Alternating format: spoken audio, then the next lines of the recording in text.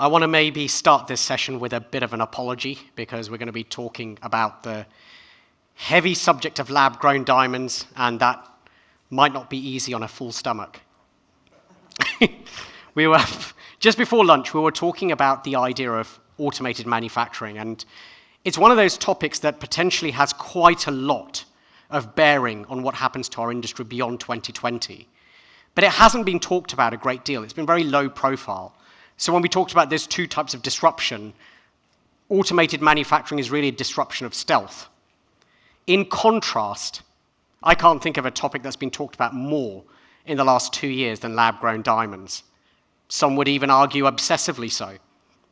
What we're talking about is technology that allows you to create diamonds under laboratory conditions in a couple of weeks, as opposed to diamonds that are mined and formed on the Earth's crust over a course of several million years.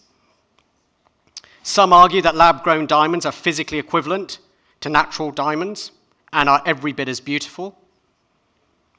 Many people in the room are from the natural diamond sector, so there will be a tendency to believe that natural diamonds and lab-grown diamonds are completely different products because the method of creation is different, and therefore how they resonate with the purchaser is different. Whichever way you cut it, lab-grown diamonds are a small part of the market. I think every analyst report so far puts them at 5% or less market penetration. But they have hit what you could call a barrier of realization. So they've entered the consciousness of our industry. And more importantly, they've entered the consciousness of the consumer. And I think what we'd argue is that how the consumer reacts is going to be key to all this. As we've all just had lunch, I want to ask you a food-related question. Can you raise your hand if you're vegetarian in the room? Let's see, how many vegetarians do we have? Okay, not bad, not bad. So the question that I've got for you guys is, would you eat lab-grown meat? So this is meat that's been made under laboratory conditions. It's chemically identical, apparently, to meat that's well known to everybody today. There are no animal products involved. There's no loss of life. Put your hand up if you said you're vegetarian and that you would eat lab-grown meat. Anyone? Or at least consider eating. That's not many of you. Who would definitely not eat lab-grown meat? That's quite a lot of you. And who isn't sure? That's me as well. All right. I'm in a minority of not sure. Actually, the thing about not being sure is I'm not even sure why I'm not sure. Right? I'm still trying to work that out. And when I asked some of my vegetarian friends, they were similarly confused, most of them. We've had a much more definitive response today. When I asked some of my meat-eating friends, there was a divided response too. Some of them actually said that they would become vegetarian if this product was offered on the market. Others actually said there's no such thing as the real thing. Now, you might be thinking that lab-grown diamonds and lab-grown meat have nothing in common with each other, except for maybe the lab-grown part. And I have to admit, I'd agree with you. And I think that despite those immense differences in product, this example does serve to make an important point, which is when product has both an emotional dimension and a functional dimension, it becomes hard, it becomes complicated to figure out which way consumers are going to run. And that's important because diamond jewelry is an emotion-driven product. There's even a case to be made that it's got no functional value at all. It doesn't mean that it's not compelling. Try taking diamond jewelry away from someone who owns it. It's not going to end well. But the emotional aspect of it makes it hard to answer questions like, how will lab-grown diamonds affect the diamond industry? How will consumers interface with lab-grown diamonds? These questions become really hard to answer. And what we're going to do at this conference is put forward 4 scenarios. They're not the only scenarios out there as to how this could play out. And you might have a mix of them as well in practice. So these 4 scenarios are not exhaustive. They're not mutually exclusive. But they serve as a good point, I think, for the debates we're about to have. Scenario 1, lab-grown diamonds are a catalyst for growing the whole diamond market. Maybe there's more awareness. Maybe there's more aspirational demand. Maybe lab-grown diamonds are a wake-up call for the natural diamond sector. So it could be a variety of different reasons. But for whatever reason, the lab-grown and the natural markets grow and prosper and are bigger and better than they are currently. So that's scenario one. Scenario two is lab-grown diamonds and natural diamonds form separate markets. They have nothing to do with each other. They form separate niches, and they both grow independently of one another. So that's scenario two.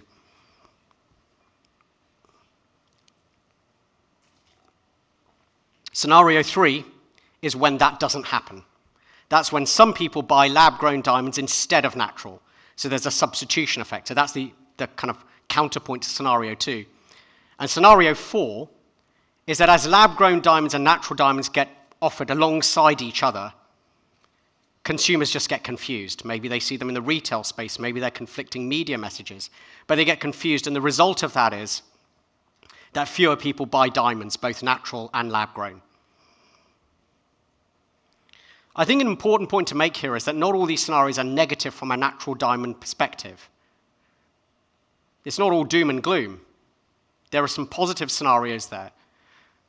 But there are clearly some risks too. And I think that managing risks and opportunities is probably what De Beers was trying to do when they launched Lightbox last year, which was their own lab-grown initiative. Let's give that a whirl. So what Lightbox offered were lab-grown diamonds, usually of color, and set in fun jewelry for those emotionally lighter moments, the ones that didn't have a great deal of emotional resonance.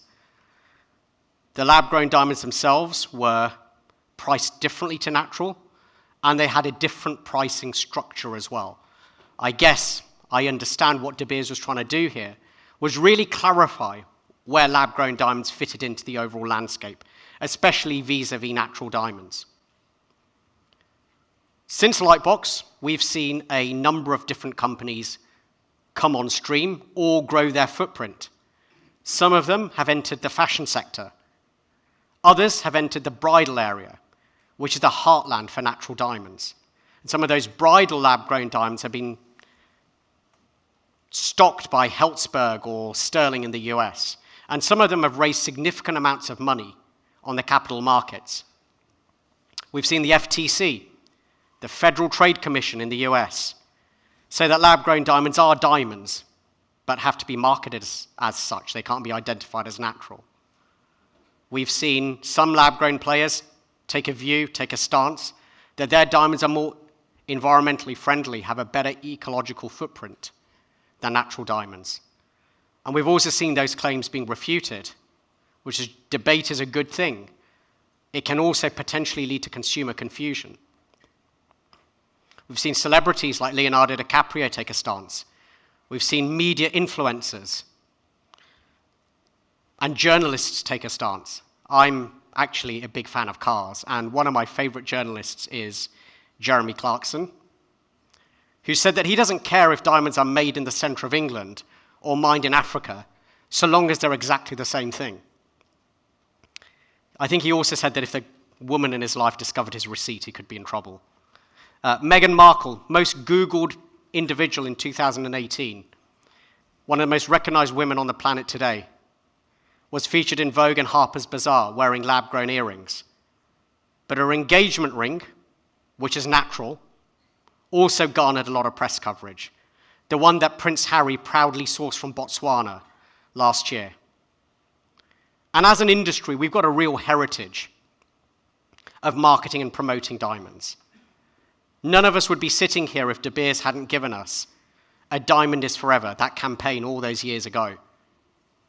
So the questions are, what's the scenario that's most likely to play out? Secondly, what are the indicators that we can look at today that'll help us figure out which way this will go? And thirdly, I guess, what are the challenges and opportunities for all of us in the room? To help us answer these questions, it gives me a lot of pleasure to invite our second panel to the stage, Stuart Brown, CEO of Mountain Province Diamonds and former joint CEO of De Beers. Stephen Lussier, who's Executive Vice President of Marketing and Brands at De Beers. Amish Shah, who's founder and CEO of ALTR Created Diamonds. And Bill Shor, who's Managing Director at Caspian Venture Capital, which is an investor in Diamond Foundry. Welcome. Bill and Amish, I have to say thanks for volunteering to coming to essentially a natural diamond conference. So you're very welcome. And Stuart and Stephen for sitting alongside Amish and Bill. That's not that bad. No. After lunch. After lunch. You fed them already, so it's good. Stephen, if it's okay, I'd like to start with you. You've been heading up consumers and brands and doing marketing at De Beers now for a while. You've got considerable experience in this area. Can you kick things off by talking about how lab-grown diamonds and how natural diamonds are different? It sounds like a simple question, but actually the answer is far more complex. So I apologize if I take a little bit of time at the beginning to articulate why I think that question is complex, and then I think it helps also to set the stage for the discussion I'm sure to come. But in some ways, I guess the De Beers Group has a unique perspective to bring to this, because we are, as Anish explained, involved in our core business of natural diamonds, but also engaged in the LGD space with Lightbox, and have long been involved in synthesizing diamond through our industrial division. So we have a fair amount of knowledge there as well. And I think when you ask the question, okay, what's the difference? Well, on what dimension? Scientifically, what's the difference? Environmentally, what's the difference? Social impact, what's the difference? And then I think fundamentally, what does the consumer think?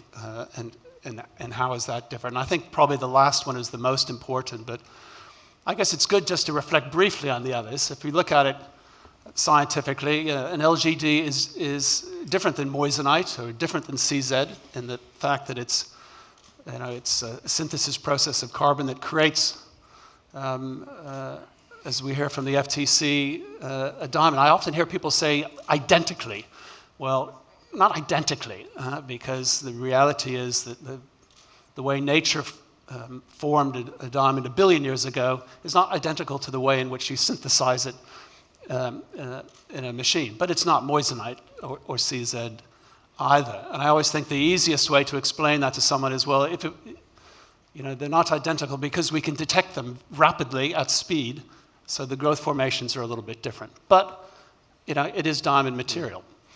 In terms of social impact, I think the issue is more simple. There's a lot of hangover, I think, in the diamond sector, and we all in the diamond sector understand and live with this, but the hangover of the Leonardo DiCaprio movie Blood Diamond still resonates with consumers. It's a myth today.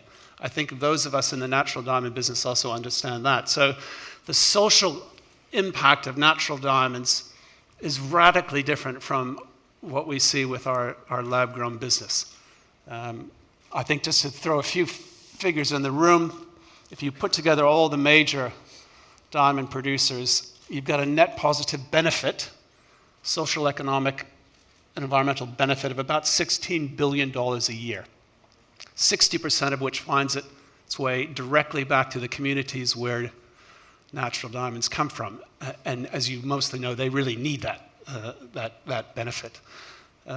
Employees, 77,000 employees, paid 65% above the average, so on and so forth. These are skilled jobs. So there's quite a big social impact from the natural diamond, which is very positive and very needed.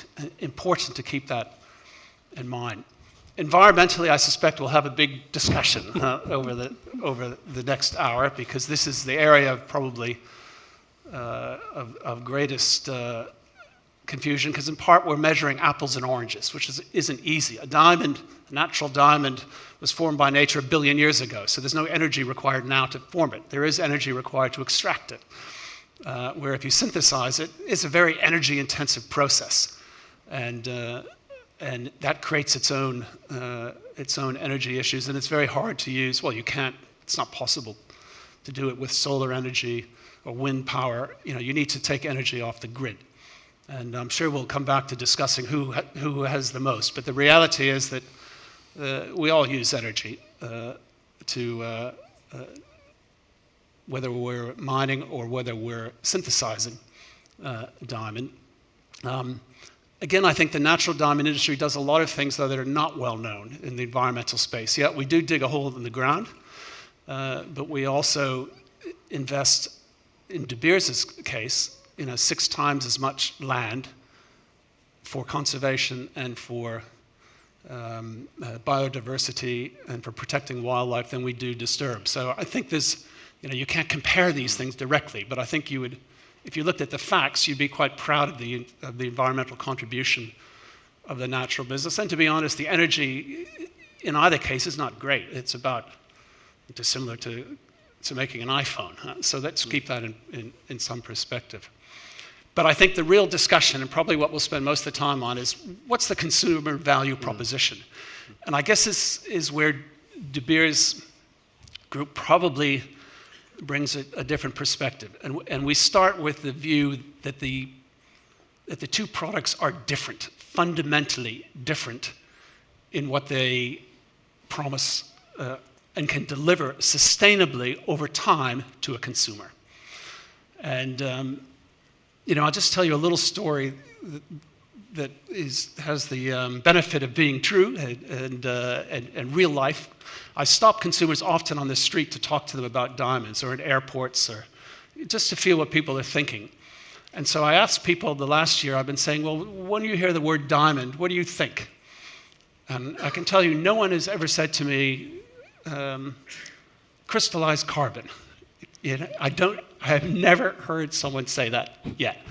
What they do say to me is that, oh, diamonds are, they're precious, they're rare, they're valuable, they're for engagements. You hear these sort of sentiments, and you need to dig underneath that. Why is that? And I think this is where the two products are fundamentally have a different value proposition to a consumer.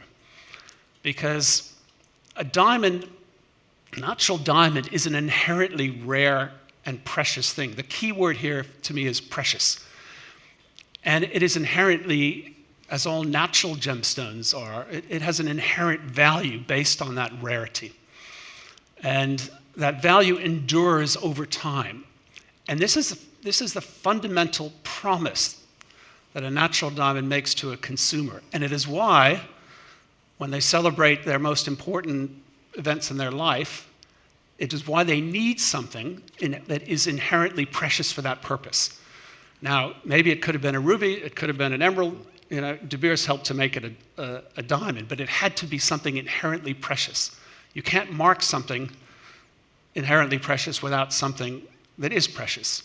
And that preciousness needs to endure over time, because when you buy an engagement ring, your plan is to be wearing that in 5, 10, 15, 20, 30 years from now. And so in doing that, you feel it has to have the same preciousness 30 years from now that it does today. That's why the diamond has been such a successful product when it comes to marking life's occasion. It actually delivers, in terms of its preciousness and its enduring value over time, what consumers are looking for when they're marking an important event. Stephen, you've mentioned quite a lot of points of differentiation. Give me 1 minute more, and okay, I'll turn it please back go to ahead. you. Thanks. When we looked at the opportunity for us in lab grown, we saw a few things that were different, but the fundamental thing we saw is that the prices to make these are much, much lower. A few $100s we can make a carat for. And they're likely to decline over time because it's technology driven. So we had to say, what does this product offer? What it does is it looks nice.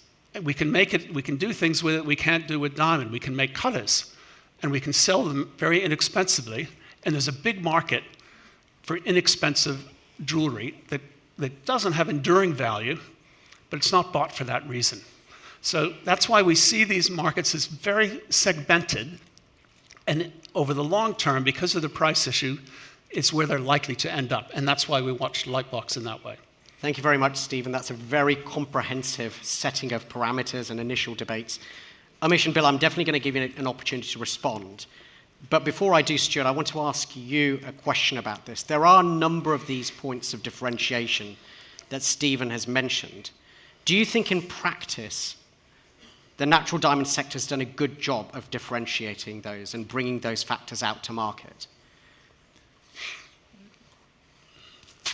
The way I would approach that is to say that it's been, and the previous panel was talking about technology and improvement and getting to market quicker. And what I worry about as being a financial person in my background is who funds all this? Who makes all the money? How do we have a long-term vision? So the long-term vision for me is we're currently sitting at about $80 billion worth of retail jewelry that is diamond-related content. And if you go back down the pipeline, you've got 16 billion of rough, and then you've got X amount of polished wholesale price.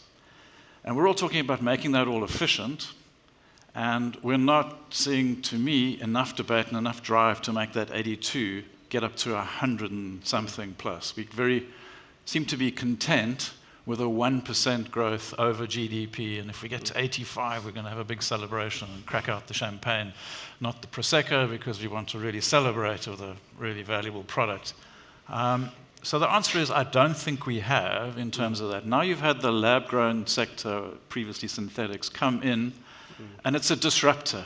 And I don't think we've quite got we're spinning our wheels a little bit, and we can come out and boldly say they're different products. And I'm naturally biased. I help run a diamond mine that produces natural diamonds, does all the good things that Stephen says, and probably also digs a hole, but we'll promise to fill the hole in when we're finished. We need to get smarter with this. And I am of the view that they're two different products, but they can coexist. I don't think it's one is going to say, well, ours is better than yours, you need to stop telling all your lies, and then them saying to us, well, you need to stop telling all your lies and do that. That's not going to make us any better. So no, we haven't done a good enough job, if I'm very blunt.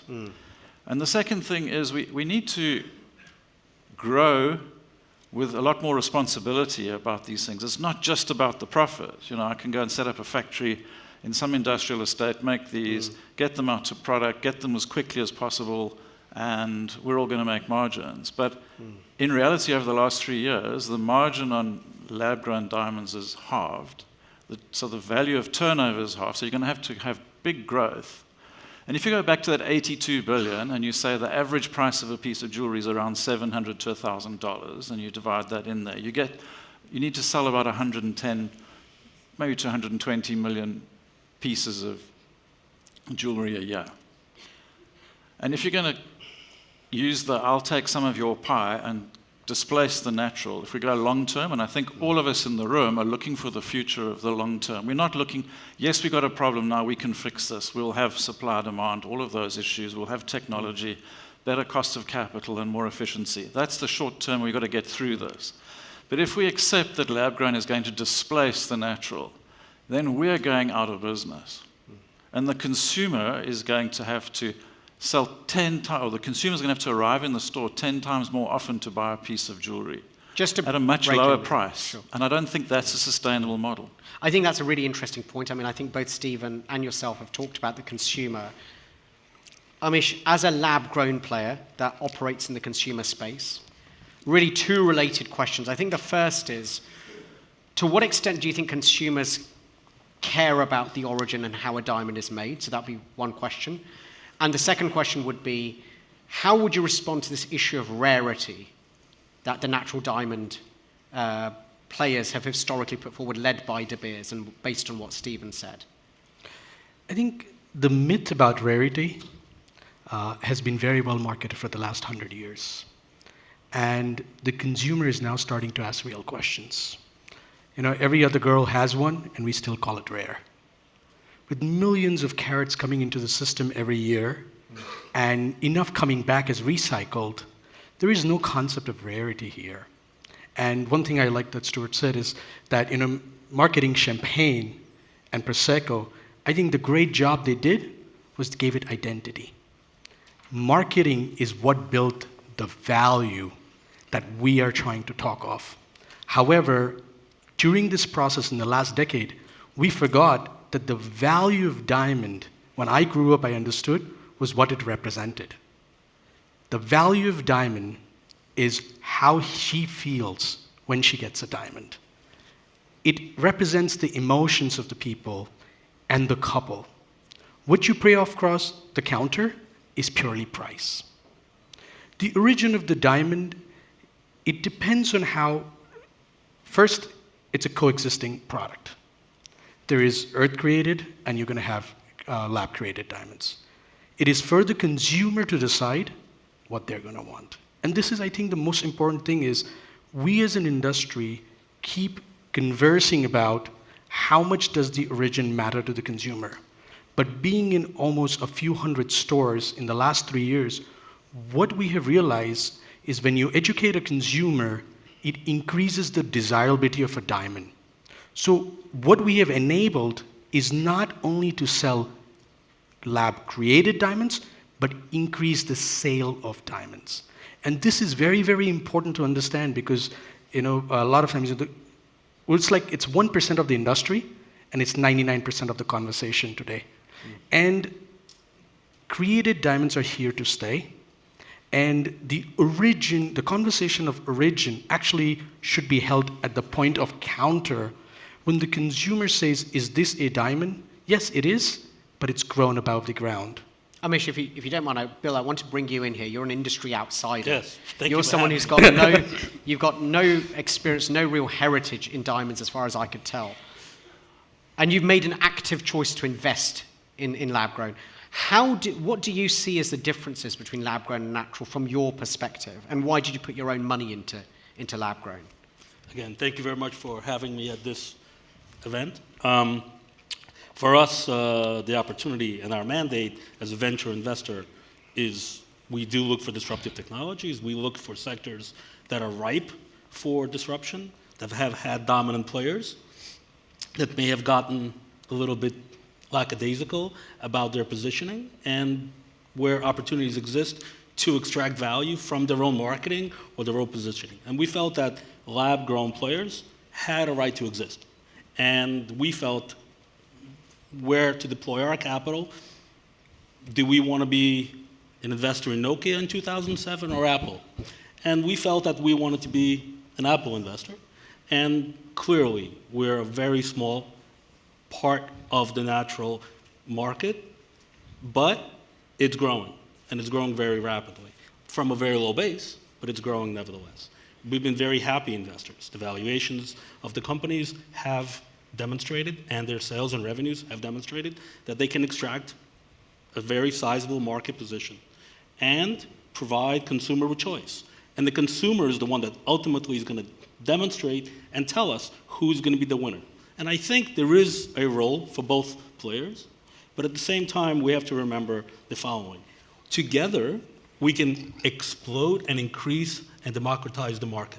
I want to give you an example of Uber. The taxi market in San Francisco, the year before Uber was founded, was $200 million. Last year, the car sharing market in San Francisco, so slightly different definition, is $1.5 billion. So maybe that's the future of the diamond business. Together, we can grow, democratize, and provide consumer with choice, and that will decide who the winners are of tomorrow. Bill, thanks a lot. That's a very interesting point, and I know there'll be some responses to this. Stuart, why don't you go for it? What I just want to do from here on in is keep the conversation quite dynamic. Sure. Those are good points, but Uber doesn't make any money. That's what worries me with that. It's got great turnover, but it's not making any money, and its share price is coming down. So it comes back to the mathematics of the whole thing, and it's going to make money in the future.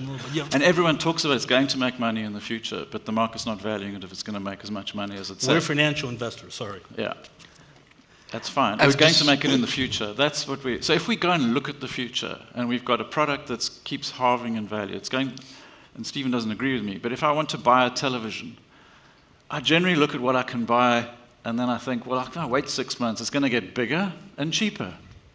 And then if I do buy the television and I want to get rid of my old one, I've got to pay someone to come and take it away. And that's not an easy process to do in an urbanized environment. So if I'm going to buy a natural diamond or you just need to have the facts and know what you're doing. But if your product is going to get worth less and less over time, why would you buy it today? Why wouldn't you just wait and buy it when you need to buy it, or just defer that purchase? So I think there is a different value proposition, and I agree that we can get it to the 1.5 billion. I don't disagree with your example, and the business model of those, startups or whatever, the new companies are going to change the world, and we have to change with it. Back to my answer, I don't think we've yet dropped the penny that we have to change, but I'm not seeing the investment on both sides of the consumer equation to get it to that 1.5 billion from the 200 million. It's almost as if we just want the lab grown to hang around with the natural, and it'll get there by osmosis.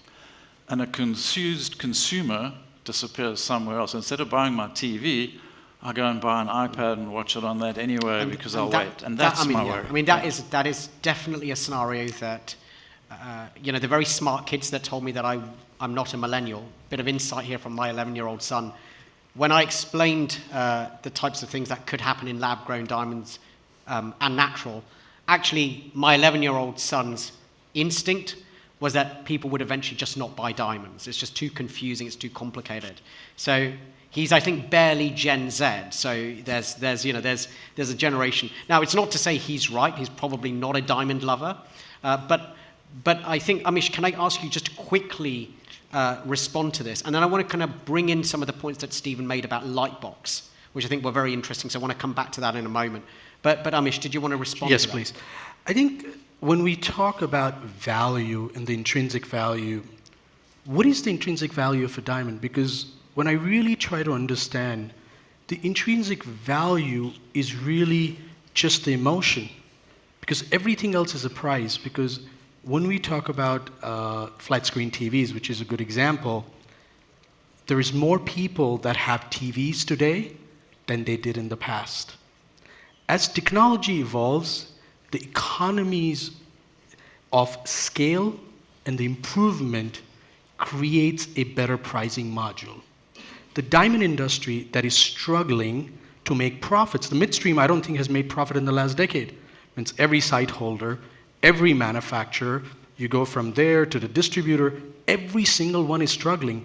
So that the diamond industry midstream is profitable is actually, again, a conversation, but it's really not true. So technology does not commoditize a product. Selling it as a commodity does. So the value of a diamond is built when you package it, you brand it, and you create desire in the consumer's eye. The origin does not guarantee or put a value, because if that was true, and if diamonds had intrinsic value, the value of diamonds that are sitting in the market should have only gone up year over year. And a consumer that buys a diamond and walks out of the store, when they walk back into the same store in America, they barely get 25 cents to $1. It's the same thing as a TV or as a car. There's really no difference today. I think I couldn't disagree more. To be absolutely, with all due respect. Say, Stephen, And welcome to your view, but I can't agree with that. I mean, the diamond as let's go back a few hundred years. For pre-De Beers, pre-marketing, pre-A Diamond is Forever. And a diamond is something that has been perceived by pre-consumers, by people, to be precious and an amazing thing. Well before 1939, when De Beers started its marketing program. And this, you're very clever with your words, origin. It's not, it's a different thing. Something that is natural and made 1 billion years ago. They're just not making anymore. It made them between 1 and 3 billion years ago. And they're getting harder to find. Each decade is harder. And the cost of extracting those and bringing them to the world is getting higher. You look at some natural diamond producers, and they're struggling to bring the diamonds to the world at the prices that are being paid. That's what drives an inherent value. The supply is finite and will always remain so, because nothing has happened in the world where nature's making more. That's just a fact. And that's where what intrinsic value is. When we look at our lab-grown business, we don't look at that. We look at what does it cost to make them. And we know that we can make them for a few $100s a carat. And we know, as with the famous flat screen, it's probably going to be less in 5 years, and it's going to be less again in 10 years. But we know that bringing a natural diamond to the world is going to probably cost us more, not less. So, it's clever with the words to say origin. It's not origin. It's a different thing. And I think if you look at what is the sustainable long-term opportunity for lab-grown, it has to be to reflect the fact that the cost is low and is going to get lower. Just say to yourself, what is that opportunity does that create? And it does create an opportunity, but I don't think it's pretending that it has the intrinsic value and rarity value of a natural diamond and pricing it like that. You should treat it as its own unique thing. Stephen, very quickly, Amish, do you want to respond? Bill, just 1 minute each. Quick. Go ahead, please. Oh, no, again, I have no vested interest in the debate. I have no legacy assets to defend. But De Beers has done a tremendous job to create a myth, in my opinion, that a depreciating asset like a diamond, it is a depreciating asset. When you walk out of the door, it's worth less. You can't turn around, go back to Tiffany's, and sell it back for the same price. But De Beers has done a tremendous job, and our hats off for that this created this image that is a thing of rarity, a thing of beauty, a thing of desire. And some parts of that are true, but not the, let's call it, rarity of it. Other gems are much more rare. Carbon is the most natural, most abundant element. And diamonds that are produced in the ground and diamonds that are produced above ground have a place. Let the consumer decide what is valuable, what is rare, what is precious. Where is that preciousness reside? At the manufacturing or the growth of the diamond, or at the point of the gift that a man makes to a woman during an engagement? Let's see. I believe, and our money is on those that say that lab-grown diamonds will have a future, will enjoy success in the marketplace, and will create value for the consumer as well as the investor. Amish, do you want to quickly add anything to that? Sure. I think the engagement space that we're operating today, I think one of the things is diamonds. Diamonds is a raw material to the finished piece of jewelry. And diamond is one industry, when I look at it and you step out and you really try to see what has every industry done in marketing a product, what we have always sold is a diamond, but never focused in improving and creating desirability by branding it. Everybody's just selling, here's a 1-carat diamond ring. And that's the reason when we came to create it, what we saw is, yes, while there could be a fashion element, it's the desirability there, but as a company, building value through marketing, branding, and plowing back profits to actually increase the consumer footprint, turning aspirations into attainability and democratizing luxury is going to increase the number of people that will wear diamonds. Just like Bill said, that yes, when we look at the Uber market, it is actually factual. I mean, I'm from New York, and it's exactly the fact that yes, there is less cars being sold and more people doing ride sharing. And the profit part is anyway, when we look at diamonds or Uber, neither of them are making money today. Stuart, can I quickly bring you in on this? Yeah, again, very biased in here. We're talking about an $82 billion industry, and we're talking about commoditizing it and racing down the cost curve and thinking we'll get the cost curve down and the selling price is going to stay the same. And then we just sort of blandly say or boldly say that diamonds aren't rare. Of the 140 million carats that are produced every year, I give you that's a lot. I'll give you free choice at which 100 carats you want out of that, or I can give you 100 carats. I bet you'll say, well, I'll take those ones over there. I don't want the other 39 million carats of those, because that's where the real value is. And if you go and work out how many of those translate into D-flawless 1 carat polished and up, you've got something that I can put in this glass, that glass, and fill all of these up, and I've got much room, and I've still got room for else. So I think the rarity of these, we're not making them again. And I don't have a problem with you making them and marketing them, but you're not marketing them. You're marketing them at the expense of a natural. You're saying, I'll give you this because it's bigger. And then you say, if you walk out the store, you only get 25%. That's factually incorrect. Retailers now are offering far better things because they are responding to this. So you can go into a retailer that I can't mention right now that they're doing it. They will say to you, fine, we'll sell you this. We'll have the debate about natural. And they do both products. And they'll say you can get this or that. If you buy that product and you come back, good luck, nice seeing you. If you buy this one and you come back in 7 years' time, 5 years' time, whatever, we'll give you what you paid for it, as long as you're going to buy another one, because we believe inherently and we're selling the diamond dream and the model. So it's about value. And it's about perception, I give you that. But it's not a myth. As Stephen says, this has come back from, tears of the gods. It's come back from all sorts of history through that. People like luxury. And we as an industry, like we're committing suicide here. We all want to go, let's race down the cost curve. We're going to get better manufacturing. I love it. I'm all for that. We're going to put all these people out of jobs and we're going to retrain them. That I don't quite yet buy, and we'll see that. But that's the way of the world, and we've all got to get used to it.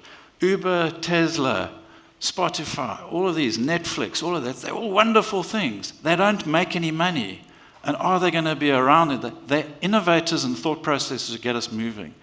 So yes, I think the product belongs in a different section, and but it must spend its own marketing. It must market its own product. It mustn't say this is more environmentally friendly, which isn't factually correct. It mustn't say we'll give you a bigger one and do it. Market your own product. I have no problem with that. But do not attack the fact that these things they're not worth that. That I take exception to. I just want to jump in here. I think that in a way, just in terms of the debate for everybody in the audience as well, there is definitely a debate to be had about whether companies make money or not. But I also want to make the point that any organization like Netflix or Uber, whether it makes money or not, has definitely changed the fabric of society in which it operates. 100% agree and that with you. means that you no longer go back to that pre-Uber. So whether Uber, a friend of mine runs a hotel, he said actually the guy who built the hotel never makes the money, right? It's the third or fourth owner that makes the money because by then all that investment's been amortized. And it might be that some of these early movers don't make money, but definitely this consumer psyche changes as a result of this. I want to pick up... I don't want to go back to what it was. That would be nice. Just please, if you'd all just give up and let us carry on with it. That's not what I'm saying at all. I accept they should be there, but I think the challenge for me in the diamond industry is we've got to do a lot more, not to protect our product, but to drive our product. I keep saying the 82 billion, I'm going to go along, and you're 5% of that, and maybe you get to 10, and I think that's fantastic. But together we've got to get it to 120, and I'm not seeing that from both of us. That's exactly where we're striving to go. Yeah. And I think it's good to dig in because it's good to understand what it is that upsets the natural business. And it's that issue. We're not going to get from 80 to 120 if the bulk of lab-grown diamond marketing, as I see today, I get the materials, says buy a lab-grown because natural diamonds enslave people. Natural diamonds scar the earth. It's not true, and it's not expanding the market. So it's really what we're urging, I think, and what we're trying to do with Lightbox is to say, let's find what are the unique propositions that lab-grown can do that natural diamond can't, and think about that. Let's not say, let's tarnish the image, because that's what's going to lead to a shrinking market. And fundamentally, we all know it's not true. So, if we market in the right way, this is when you come to your question about what scenario. It depends on how players in the market behave. Stephen, you have put so many points on the table that unpicking them is going to take us the next 1.5 hours, which is fantastic. And thank you, audience, for sitting by. What I want to do is I want to just continue. There's a lot to talk about here. I want to go back to Lightbox. This is a very important topic. I think that I'm going to take audience questions a little bit later on, just to kind of keep framing the debate, so please bear with me. There are a couple coming through. we talk about the unique characteristics of Lightbox. Let's come back to that. Stuart, your production at Mountain Province generally focuses on the cheaper end, Yeah. right? A lot of it is in the fashion sector.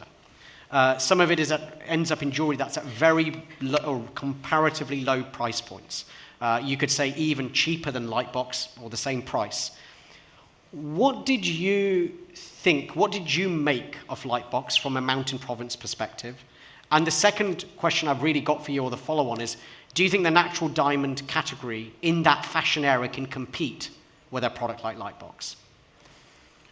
Okay, so when it came out, I had a little bit of insight to it, having worked on it for a hell of a long time in my previous life. And it was, you've got to digest that. So the point that I looked at is they're going to manufacture, the lab grown and the CVD. Let's just ignore HPHT for the moment. It's CVD, I think, is the area. You don't spend your time making brownstones and rejects and bought and whatever. You try and focus on the half a carat and up. Yeah, quality. And that's where it comes back to the rarity. So you're competing in a very rare space and you produce a very good product. To the natural eye, it's all good. We also produce some of those stones, but they're not the bulk of our production. So we were told by a lot of people and a lot of other producers, anyone who's producing diamonds below $100 a carat, you're wasting your time, you're going to be out of business, because that's all going to be commoditized at the bottom end. You're going to have contamination, HPHT, and then the bottom end of the CVD. So we thought about that for a minute. We sat down, picked ourselves up, and then went back and said, no, but we're back in the natural. We're creating products for people that we need to make sure that the consumers understand what they're buying. I agree with you, the consumer will decide, but they will be helped to decide. That's how marketing works. You don't just throw your product out there and hope people roll in and buy it. Everyone advertises it to some extent. So I think we feel that the confidence in the natural industry will pull through on that. We don't believe that someone who can only afford to buy something at the bottom end of the market, let's say, that purchase for them is very important. You've got all scales of people want some luxury, they want to celebrate. So we kind of got over ourselves on that, and we're going to we produce brown diamonds and fluorescent diamonds, and we can go and moan about it, or we can get back to work, and we are now. How do we create products that people desire? We don't feel threatened by lab-grown, and they're going to go and start producing brown and lab-grown fluorescent diamonds, because we think that just wouldn't be in their nature to do that. So I think we got over it, and we're there, and we make profit. And it's not just about the dollar per carat that you get, it's about how many of the carats you get for the ton you produce. So it comes back to margin and revenue, and we feel pretty confident that we'll be around for quite a long time. Bill, quickly to you, I think you already had invested in Foundry when Lightbox was launched. Correct. So how did you react to it? How did it change your investment thesis? Again, I have to preface it by saying we're not Diamond Foundry, we're investors in it. But having, obviously just speaking to the company, Lightbox has been a godsend, so thank you. The company has been very, very happy because it legitimized the positioning of its products with a lot of purchasers. The company has been reporting to its investors that its sales have skyrocketed after Lightbox because those purchasers who were reluctant maybe or hesitant felt legitimized, and we have seen... Bill, very quickly, what do you mean by legitimized here? They've been buying and starting to buy from the company. Okay. Whereas before they were hesitant, now they became more comfortable, and we are seeing very sizable transactions going through. Again, I'm seeing it only on the shareholder level, but sales have, increased significantally as a result, and profitability as well. Amish, you're a bridal-focused Yes. play. Lightbox is not bridal. Lightbox is about, as I understand it, Stephen, it's about meeting a consumer need that was previously not met. It's about positioning lab-grown diamonds differently, but also playing to the lab-grown strengths and meeting a consumer need, growing the market. You operate in the bridal sector, Yes. which is very firmly an area that natural diamonds have been dominant in. How has Lightbox affected you? I think the introduction of the price point fashion line was almost an acknowledgement of the category Because until then, growing up in the business, come from the fine jewelry business, I think the friends who are either site holders or manufacturers at all different levels, they always said a mining house would never go into this. It is impossible. They'll never do this. And I said, but this is a consumer opportunity. The consumer is to decide what they will accept. When we came to market and we looked at the opportunity of lab grown, I've been in this 13 years. It started in 2006. When we were laughed upon at the JCK in 2006, when we created diamond jewelry and put it across. Because everybody said, you're crazy. Nobody will ever buy this. And that's why when we came back in 16, it was clear that the industry needs to be bypassed and the conversation needs to be had with the consumer. Let the consumer decide what they want to buy. However, the platform of the retail community is very important to reach out to the consumer. We don't sell to the consumer directly. Before June of 2018, we were in X doors. Today, or probably just the year end of 2018, we were in about 3 times the stores, and same store sales were over double. And this was a result not only of the introduction and the announcement at JCK, but importantly, FTC stepping in. The combination of these two removed the skepticism that the retailers were having, because we have statistical data, because the data clearly showed, and this is something that everybody was scared, that if we brought lab-grown into our stores, our revenue will go down, something like what Stuart said, that sales will go down. But we have statistical data, not of 1, 2, or 20 stores, but a few hundred stores that show that if marketing is done properly, today an ALTR-created diamond beats the average unit retail in the same store that has mined diamonds forever. Stephen, I'd like to ask you if you wish to respond, and in particular, since you launched Lightbox, was there anything that surprised you since its launch? Anything you didn't see coming? I mean, it was new territory for everyone when Lightbox came live. Yeah, I mean, I think that one thing De Beers is very good at is taking a long-term view. And a lot of the things we're talking about now, I see as very short-term discussion. Because today, consumers don't have a real thorough understanding of what the two products are. So we're discussing in a world which is not yet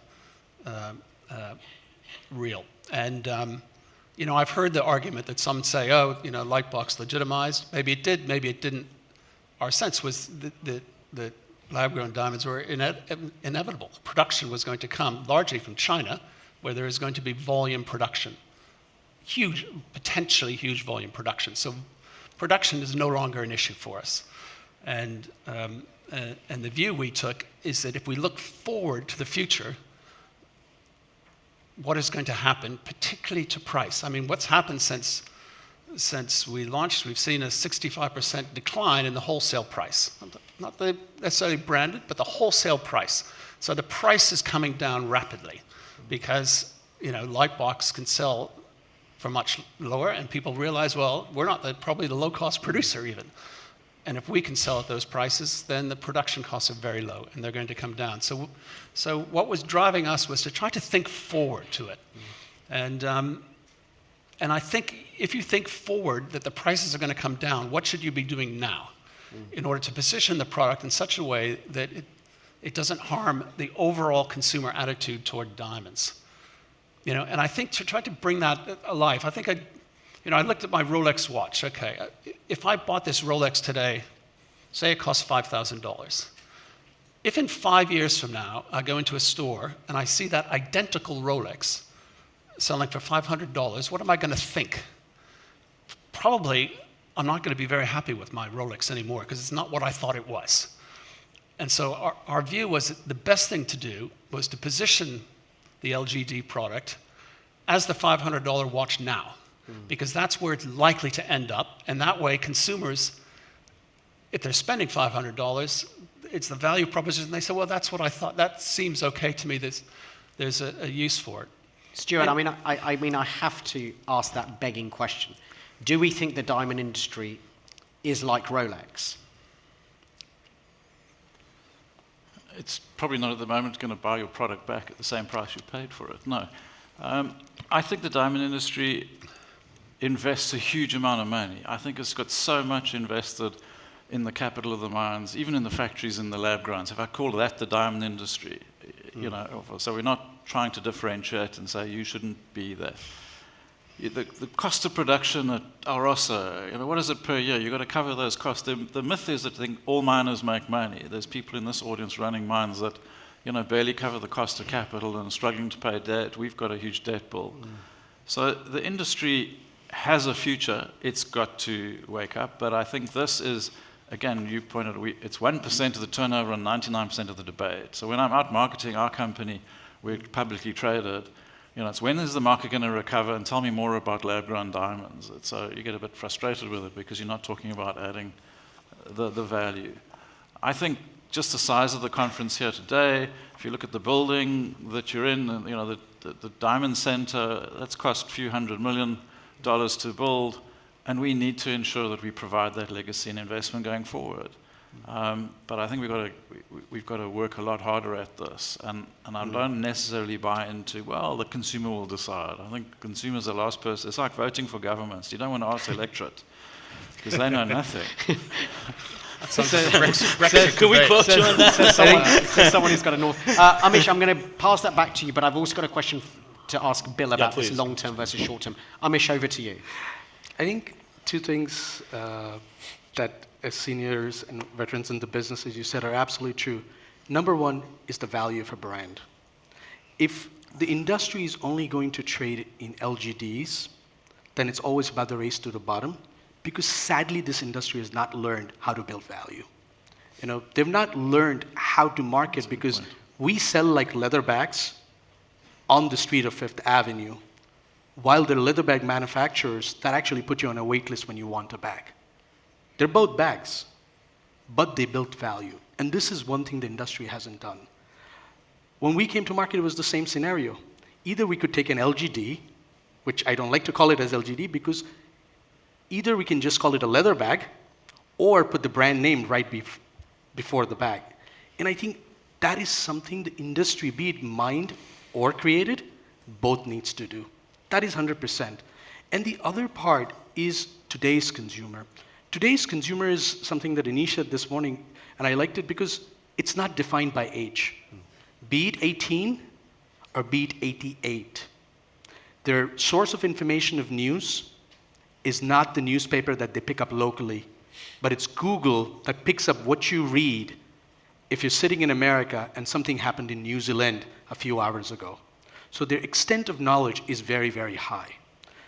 The level of education that a consumer has today is beyond anybody, because the access they have is far ahead. We should not mistake our consumer that is making a decision today based on the knowledge that are they buying an earth mined or created, that they didn't know that. Because the reputable jewelers in America that are carrying it, today the retailers that are carrying ALTR created are very, very clearly educating their consumer. It was one of the most important things we did as coming as ALTR, that the first thing we did is put a training team that we did not allow a single store to sell a single created diamond until our team went in, educated them, and said, this is a choice. Amish, let the consumer decide. I want to quickly kind of ask you a question on this. Sorry, I want to come to you, Bill, after this straight away. If there is an argument that the price of lab-grown diamonds can only go down over time, I understand you sell at Hellsberg or Borsheims. The question would be, how does a retailer react? They would have information as well. These are smart people and smart businesses. Confronted with the information that the product they're buying from you or stocking from you or working with you on will go down in price. How are you responding to that as a consumer proposition? I think the 2 years of consumer interaction, the first thing it helped the retailer, along with ourselves, to understand that the value of diamonds is what it represents. So it is not possible to defer the purchase, because somebody is looking to celebrate the most precious moment of their life. and she wants a size that she cannot access to in the earth mine category, Created steps in as a choice.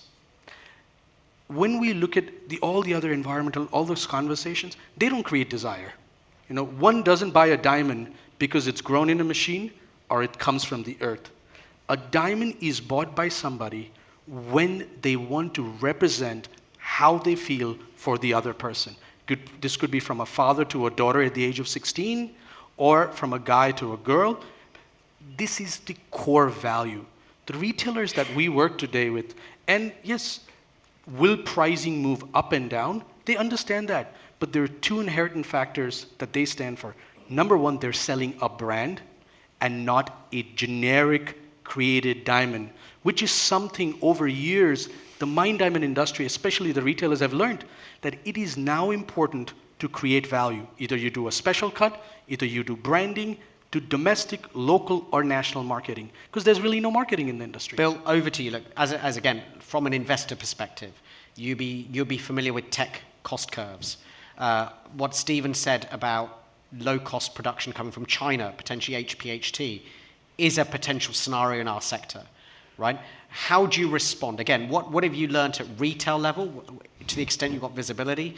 And second of all, with your investor hat on, how do you feel about this? Just from our perspective, as we were looking at the opportunity, our bet was very simple. Our bet was consumers should have as much information about where the diamond comes from. They will make their own decisions.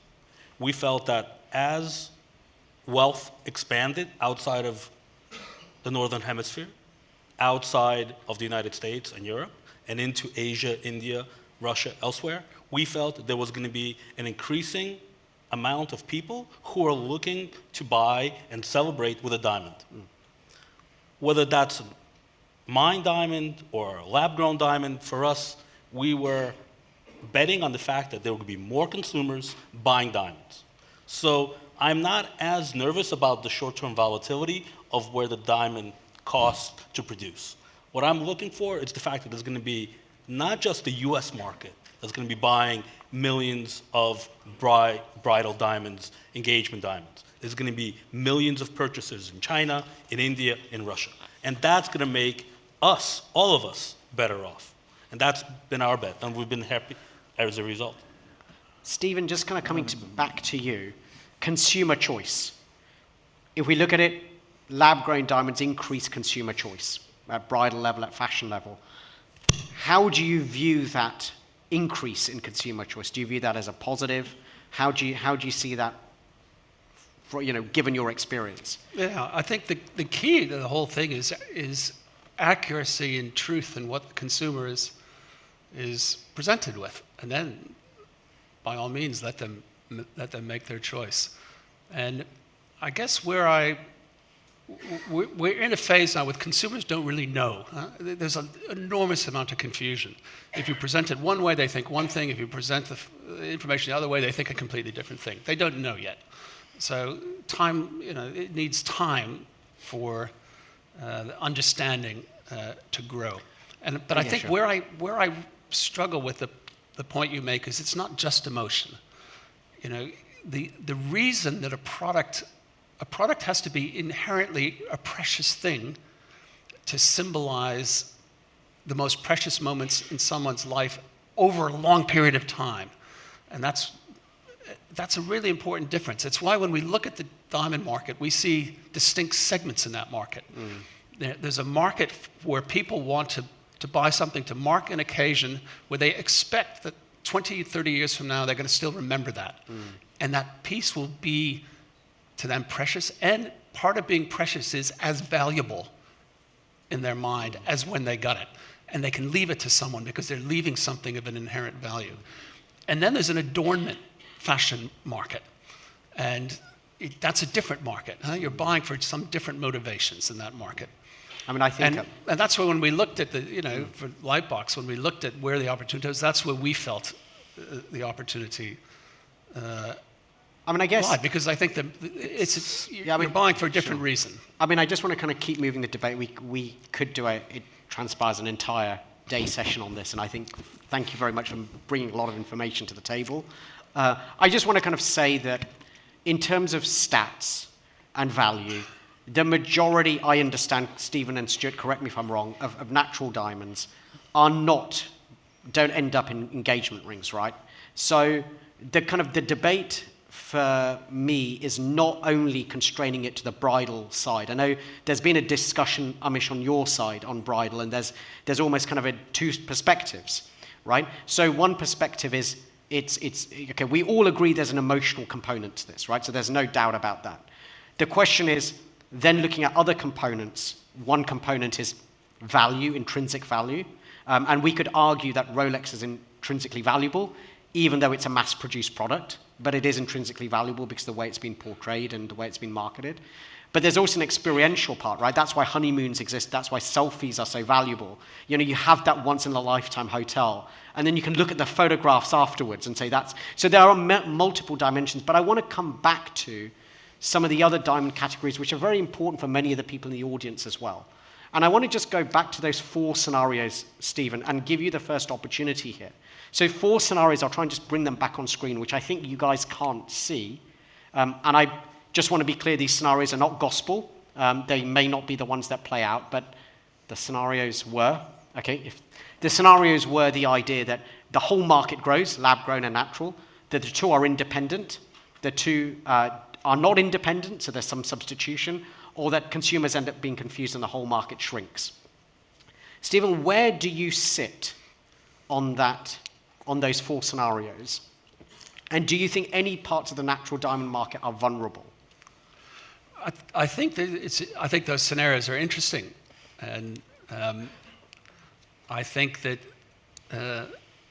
it depends. Which scenario comes to life depends upon how the actors in our industry act. The reality is, if the LGD producers decide that the way to sell their product is to attack the ethics and integrity of the natural business, then we're headed to one scenario, and it's not the bigger market scenario. My own view is that will put people off the category as a whole. If the natural producers and natural players do a good job of creating new buying opportunities and educating young consumers about what makes a diamond precious, then there's an opportunity for that to grow. I think the reason why De Beers entered with Lightbox is we see that if it's marketed in a way that brings something new to a category where diamonds can, then actually there's opportunity. It's why you see in Lightbox blues and pinks, because, you know, except for the world's gazillionaires, people can't really buy blues and pinks. And I'd never drill a hole through one to put a chain on, which I could do with a Lightbox product. And if you look at the diamond, from the diamond producer standpoint, you know, if you look at diamond jewelry below $500, it represents 4% of the value of what we produce. So it's not a significant category to us today, and there's opportunity there. But, you know, it depends. It depends very much on how the natural business promotes itself and communicates, really importantly, the good that diamonds do. And it's really important how the LGD players act. And whether they decide that they're looking for an incremental market or they're looking to just cannibalize existing natural business. I want to dedicate quite a significant part of this conversation in a moment to marketing, because there are definitely different things going on here. Stuart, you've got a financial background.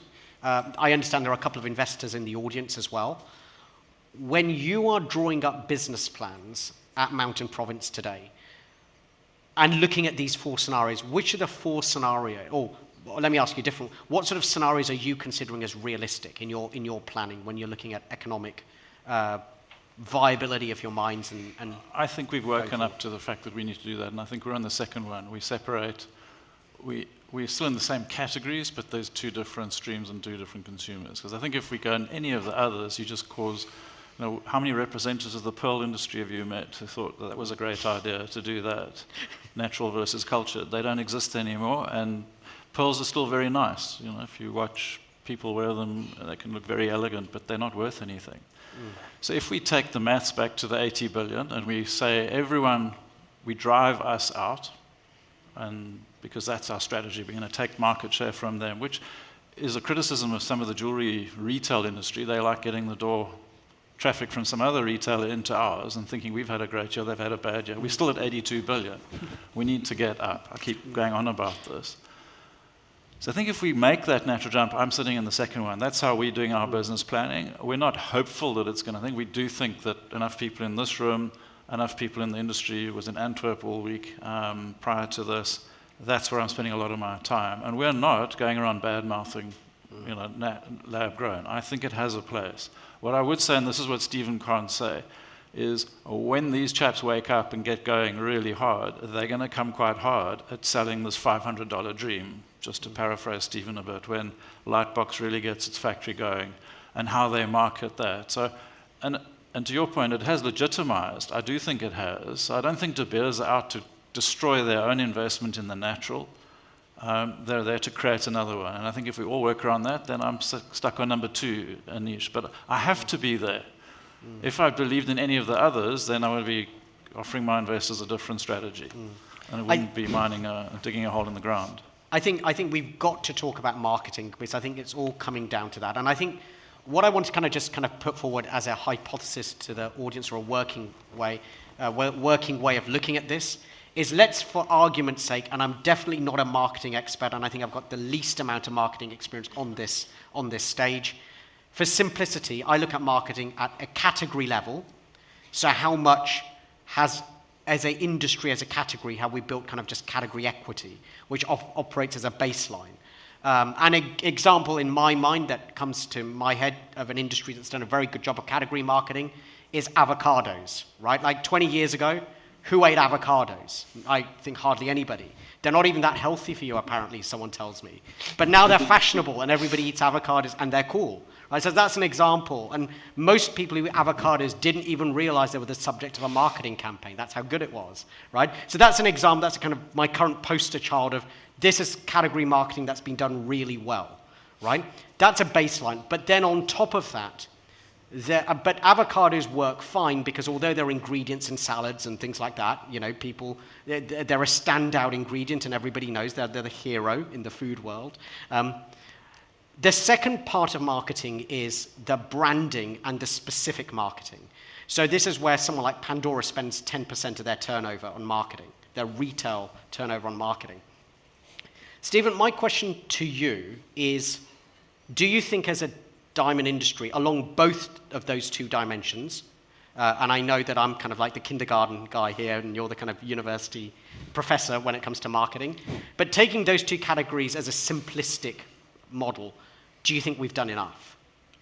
I think that the issue is have we done the right marketing, and is what was right historically the sort of marketing you need to do today? My own view on the natural diamond marketing is that we need different streams, and there are different tools to handle that.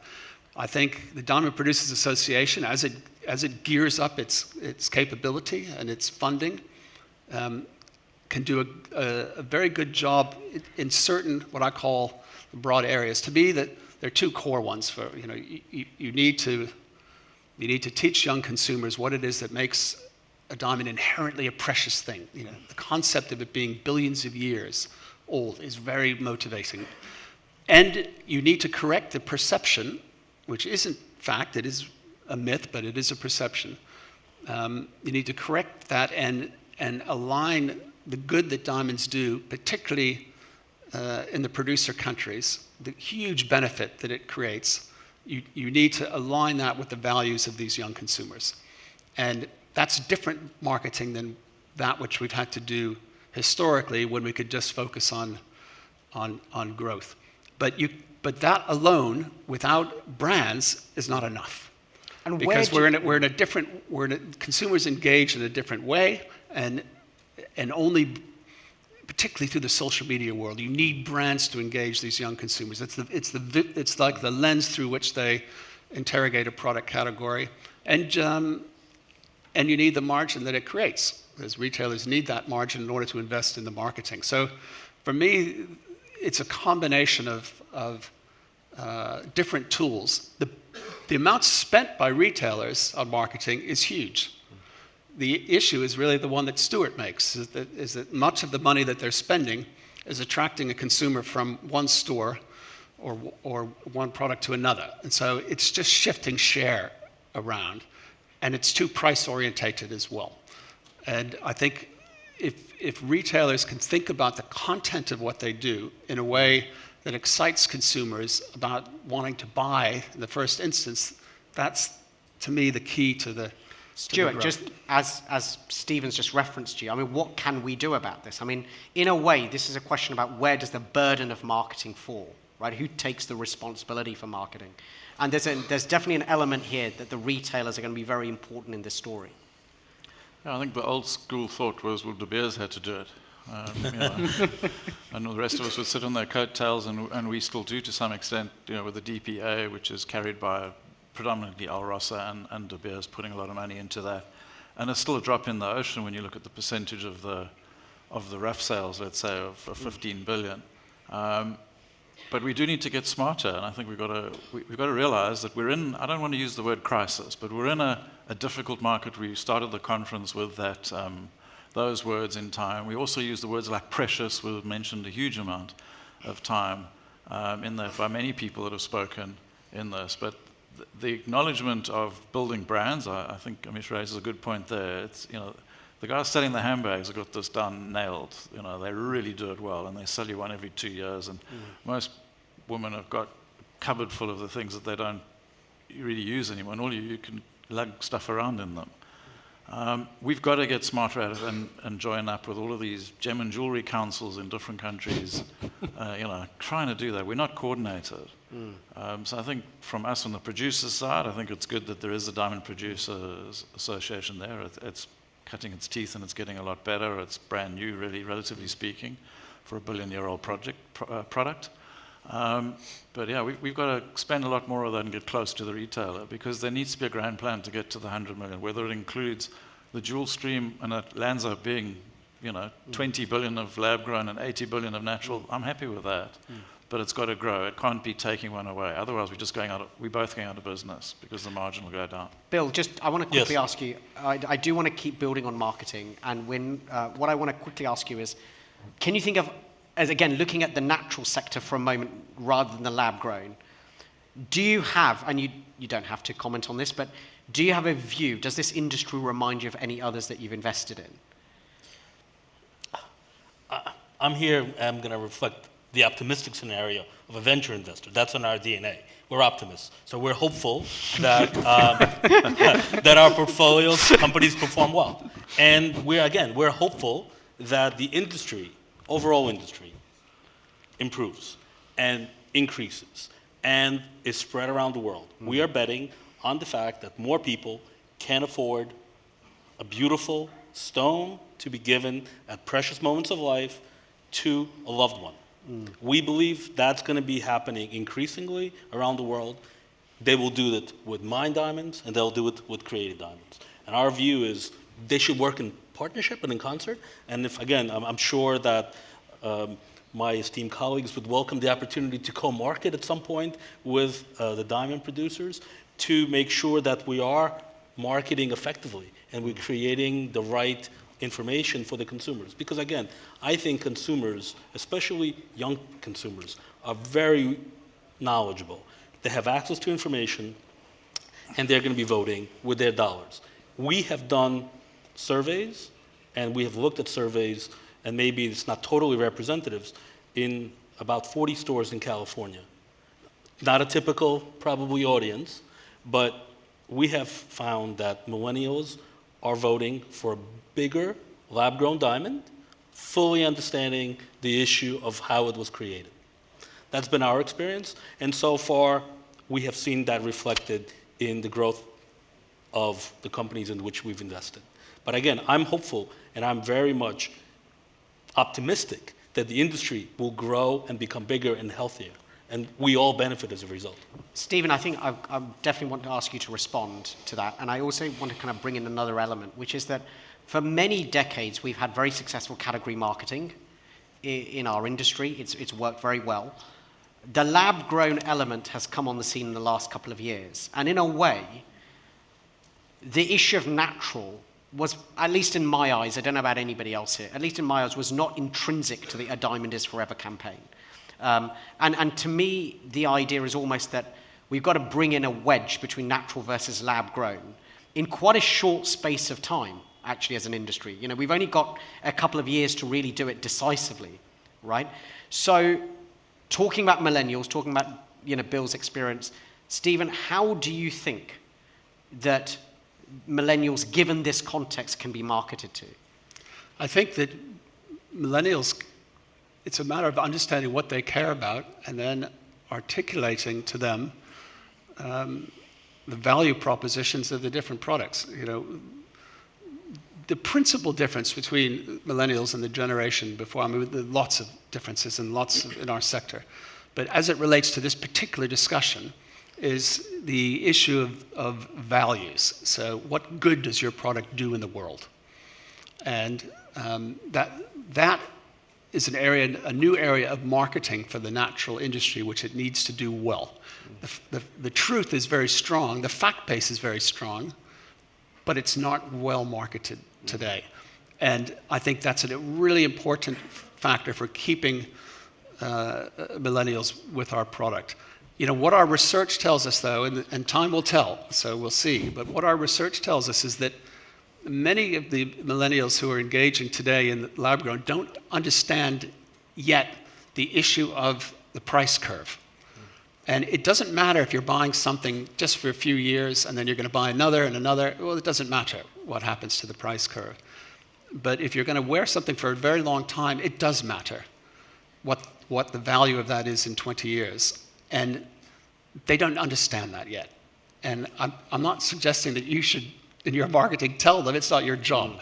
But they need to understand that, and then we'll see for what purpose they choose to buy it. And again, the Lightbox marketing has said that in some areas they are interested. It's not a, it's Amish, a pretty thing. comment on that? I think there's two parts.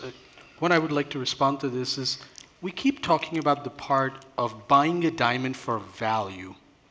And if we step for a moment aside from the emotional and the value that the diamond really represents, and we start talking about price, I think it almost becomes even worse because the value or the price of a diamond for the consumer who comes back to the store is only 75 cents he's able to sell it.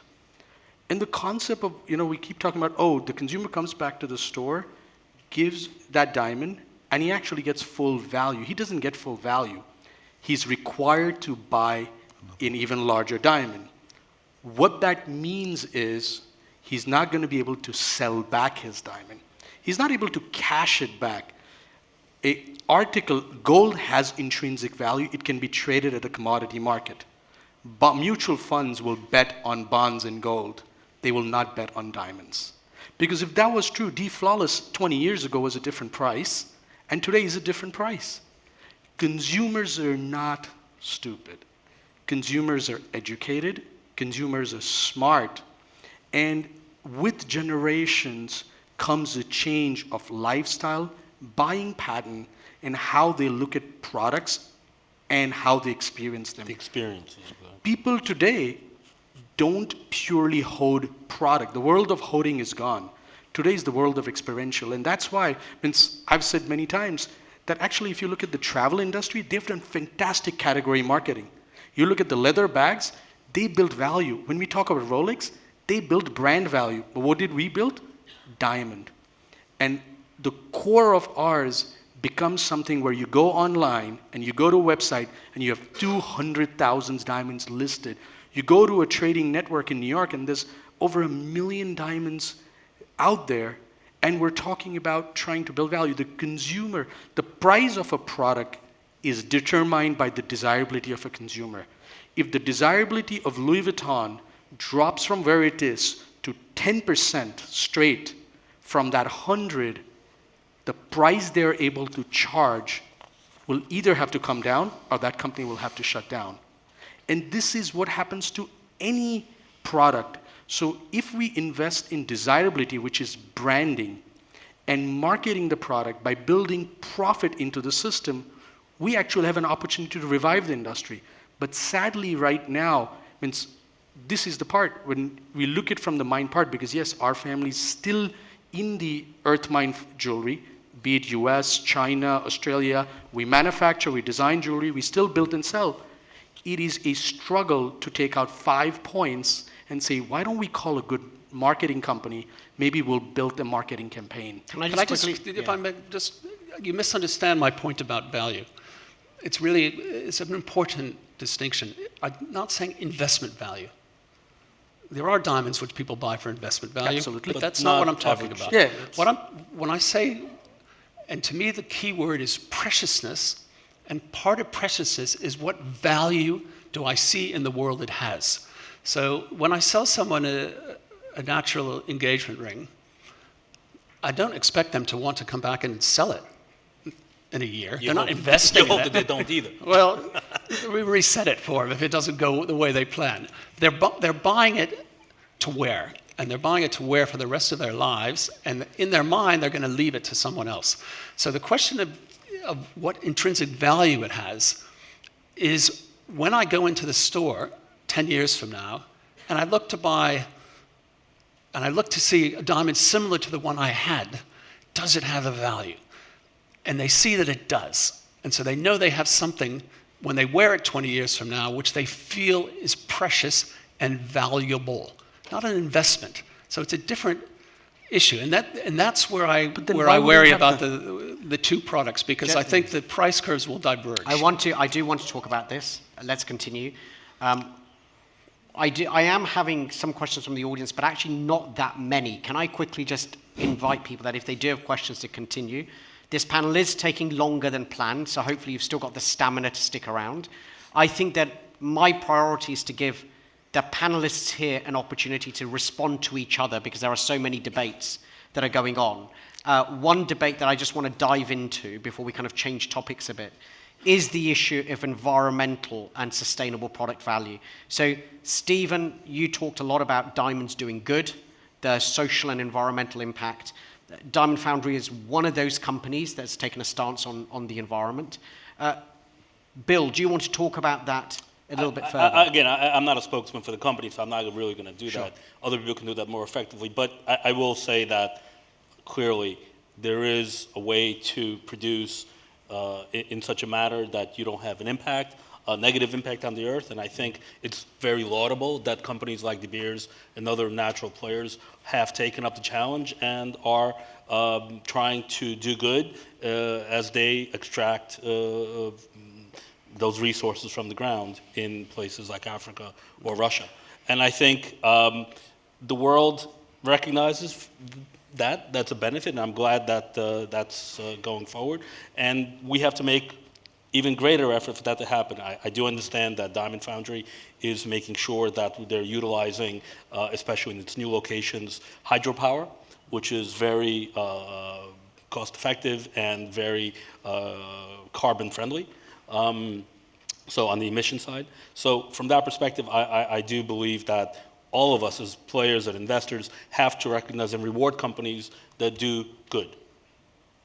I want to change topics here, where one of the things that is worth, I guess, saying in this debate to make it kind of more relevant to some of the people in the audience is that you can definitely argue that miners, natural diamond miners, bear the burden of risk as to which scenario plays out, because a lot of other people in the pipeline, from retailers to midstream players, could potentially adapt their business. So their strategic direction is less clear. The people who are putting in a lot of capital expenditure are the miners when it comes to building a mine out, taking that long-term view. It's a miner perspective. It may not actually be a midstream perspective, or it may be. I think, Stephen, one question I would like to just ask you here is, what is De Beers' attitude towards its own site holders entering the lab-grown space? Yeah, interesting question. And I mean, the easy answer for me would be to say, well, I can't really dictate what they do or don't do. But what I can do, and what we discussed with our site holder advisory board about a month ago, is to set some best practice principles about the way. So should they choose to, in what way should they do it? And for us, there are some real no-go areas. You know, if the suggestion by any of them entering the business is to suggest that they are somehow more environmentally friendly, which we believe to be false, then that would be a violation of their best practice principles. If they're marketing them on the basis suggesting that the natural diamond business is somehow harming people, when in the fact it's actually creating enormous benefit for people, you know, then that's would be a violation that we would say, you know, that's violating your best practice principles and putting your natural supply at risk. And I can go through the list, but it's principally saying that you need to respect a truth and be your natural diamond business, and not to market it in such a way that you inaccurately communicate that then does harm to the business. And what if, I just kind of ask a detailed question on this, what if the positioning that companies have in terms of their lab-grown play, you know, they abide by those types of positions, is different to Lightbox? So we are seeing more and more entrants in the bridal category, for instance. How does De Beers feel about that? I mean, you know, we have to operate within the rules of commerce, huh? So you could say, what do I think about it? I don't think it's helpful to market in such a way that you're competing for the same dollar. I think it's much more helpful if you're marketing in such a way that you're seeking to increase the number of consumers.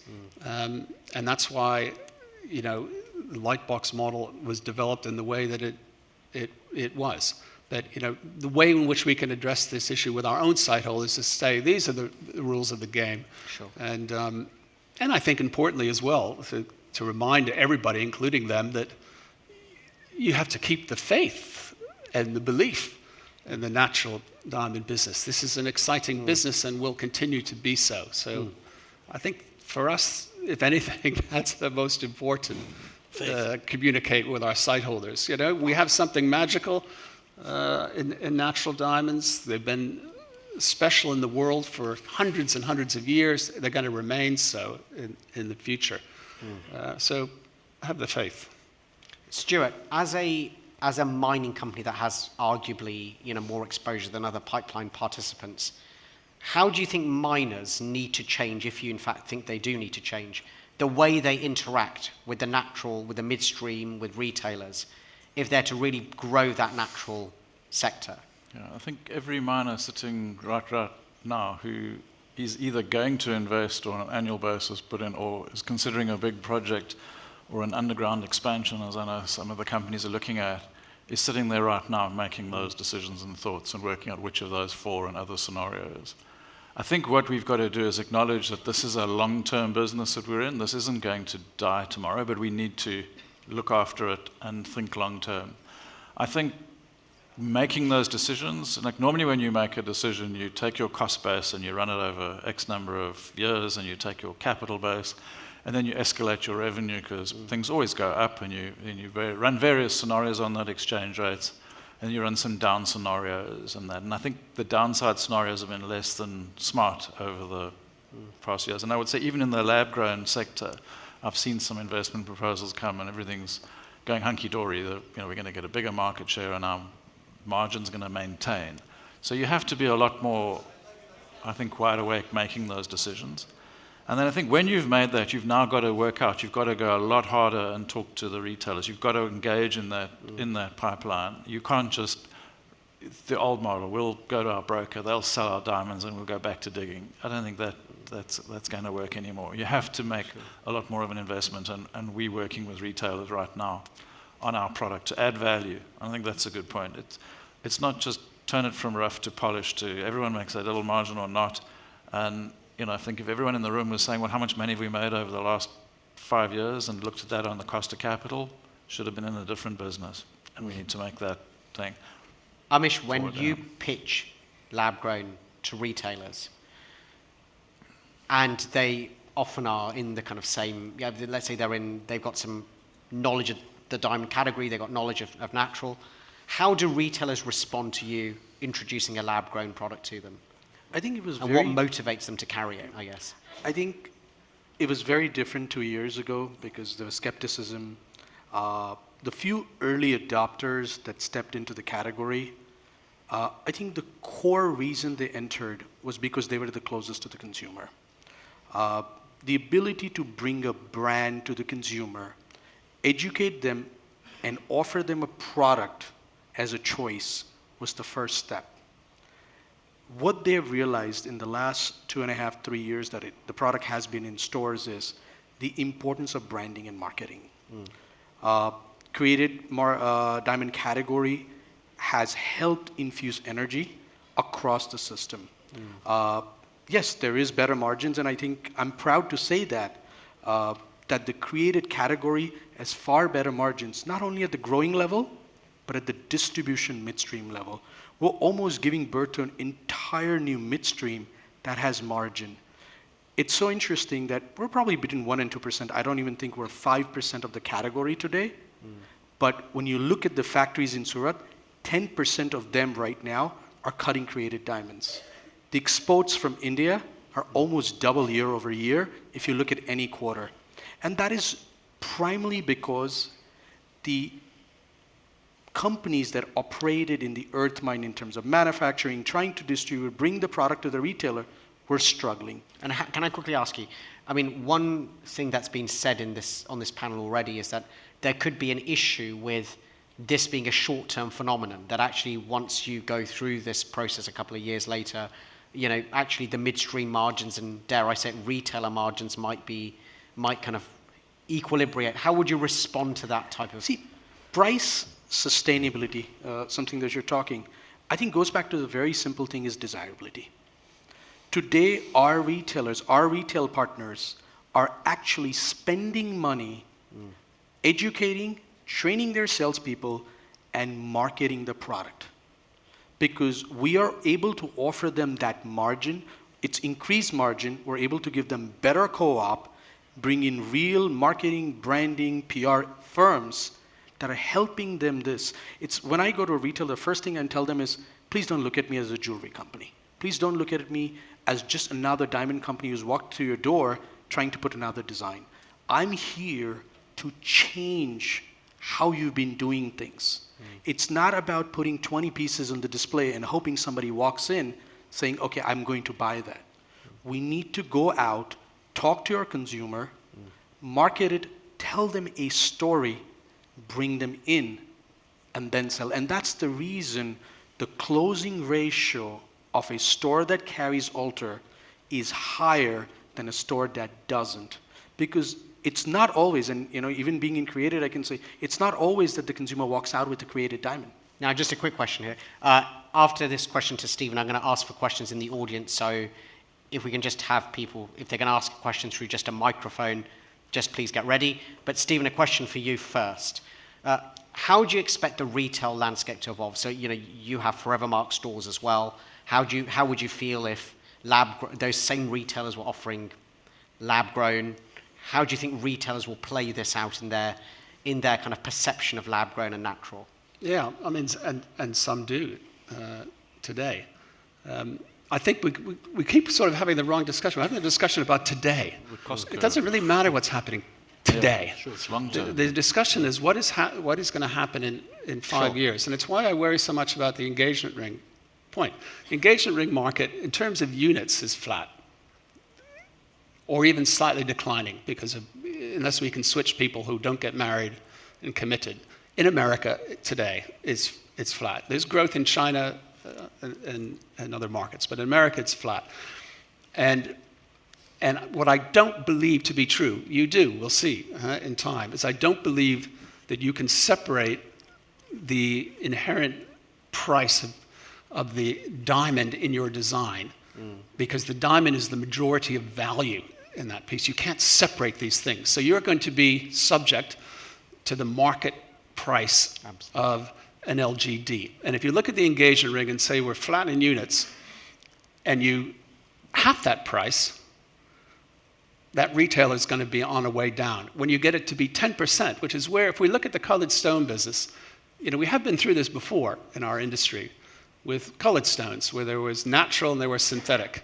And in the first 2 years of it, they were priced very similarly. There was all sorts of chaos, massive margins for the business. Retailers saying, this is amazing, I can make these huge margin. 2 years later, they sell it for 10% of the price. And now they sell, I don't know, $150 or something. And so the market will go. If you focus on the engagement ring, which is set in units, and a retailer drops his average price by a third, I don't care what margin is, he's not going to make out. And that's why I think particularly it's so important to look for areas where there is incremental growth opportunity, rather than look for areas where actually the volume is static and compete in that place.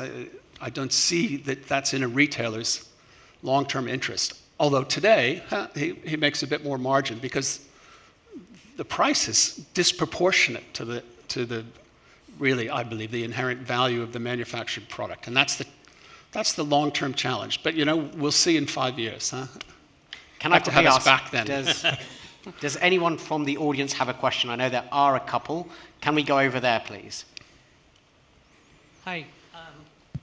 My name is Ritu Raj, and I'm from Diamond Foundry. I'm not a marketing guy. And this was like a great marketing conversation. We didn't talk about innovation, technology. However, if you look at every site holder in this room, they will be carrying lab-grown diamonds in the next year. Every one of them. That's where the money is. It's not in the De Beers model. Sorry. So they need we to shall see. I think Is that a it's a question? good point. And I think the debate is that certainly there is acceptance, I think, in the panel that today there is more money to be made in lab grown, potentially for pipeline participants. I guess the question that's up for grabs is how will that play out over a 5-year horizon? And I think that's been the kind of nub of this debate that we're having on stage. Anish, so I'm not a supporter of the De Beers model either one way or another. Sure. I've left them long ago, been out that thing. And working in the real world, we mine, we sell, we have to deduct our costs, and hopefully we've got some money left over. I'm not in agreement that we are going to be, if you take the facts, let's deal with the facts. 3 years ago, the numbers I have, you got X for your lab grown and you got Y for your natural. The natural has definitely come down in price. We know we're going through difficult, but the lab grown has come down significantly. So if the statement that was made now is true, that everyone sitting here is going to be dealing in lab grown, we're all going to halve our turnover. Good luck with that. That's where you're heading, and you're going to halve it again. The computers have never, when they first came out, they were expensive. Oh, they were going to go up, they were going to go up, they were going to go up. Apple had the brand, it cost 4 times as much as a run-of-the-mine. Now, they're consumables. If we're going into the consumable industry, then we shouldn't be we're not luxury. We're in the luxury game. We're in the brand building game. And I think if we recognize that together, we've got a chance. If we're going to go, well, we're just replacing one with the other, then even first movers will be making money short term. And that's what I keep thinking. I've never seen an industry that takes such a short-term view. It gets so depressed so quickly. Let's take the long-term view, but we got this difficult period. So I'm not attacking lab grown. It may appear that I am, but I think there is a place for both products. But it will tell over time. We've got to get smarter. I keep saying this. It's a bit ad nauseum, I know, but it frustrates me because I've got so much passion about it. But if I meet someone that says, I'm going to buy one because I can get it for twice the size for half the price, I say, well, good luck with that, and I'll see you in a year's time, and I'll sell you something that's twice as big for half of what you've just paid. But it's not that emotional link to the product. In fact, Stuart, that is frustrating me. It's going to be a big question over in the final panel, which is how do you reconcile almost short-termism in most of the supply chain with the narrative that we need to be long-term in our approach and playing that long game. I do want to ask more audience questions. I will give the floor back to you to give some last comments. I'm conscious of time. Can I take another question from the audience, please? Rajiv Mehta from Dimexon. Great discussion to the panelists. My question is essentially surrounding the need for marketing. I don't think there's a question whether we need it.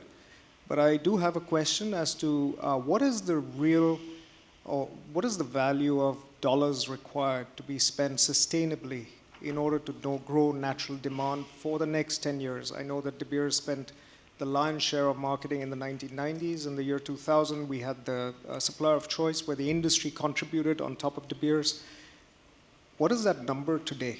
And Anish, that question, I mean, as an eminent consultant, I think your views also would be Okay. appropriate. But I'm going to give Stephen the first crack at this. Thanks. How much can you guys give me? He's an ad man. Is the answer. I mean, the question is more difficult than you think. Now, the natural industry has been increasing substantially its marketing expenditure. If you look at the DPA, there's 70 million that wasn't there 3 years ago. And if you look at De Beers, we're investing, including our contribution to DPA, something now near $180 million. So there's a significant investment, but it's different. Retailers today spend multiples of that. So it's why I keep coming back to how can we work together on the content of the marketing by retailers. But I'll tell you why the discussion is so different. 10 years ago, I could have given you an easy answer. 5 years ago, probably. I could have looked at the TV reach and frequencies. I could have looked at the print reach and frequencies. I could work out how many times, people do I reach, how many times, during what period. And it was sort of simple. How much money do you need to do the task? The game now is changed quite dramatically, and it's more about content. So the important thing now, and this is why I keep coming back to the retailers who have huge reach through their social media and email lists, and let alone daily contacts. But it's how do you, in a world where our younger consumers are influenced principally through the world of social media and influences, is how do you operate in that space? And in that content that is shared and key becomes key. So I think the marketing investment is changing. It used to be in media. Now increasingly it's into content. And the other issue we have a little bit is, I thought someone at a forum I was at the other day said, if you're in the target for an engagement ring, raise your hand. And in this room of trade players, there was one person who was young enough to be raising their hand. And so he said, if the rest of you are seeing my marketing, I'm misspending, because I'm trying to narrow target it to a very small group. So we don't see it in the same way that we used to see broadcast television. Now, none of that is saying that I don't think our industry has to find ways to invest more. Because, in the end, I take Stuart's challenge. If we're 80 million in 5 years, is no good. We need to be 100 million in 5 years, and that means we need to find ways to invest in marketing, but more importantly, to do it, I think, better. I think, Rajiv, it's a bit unfair to ask a moderator a question. I'm meant to be neutral.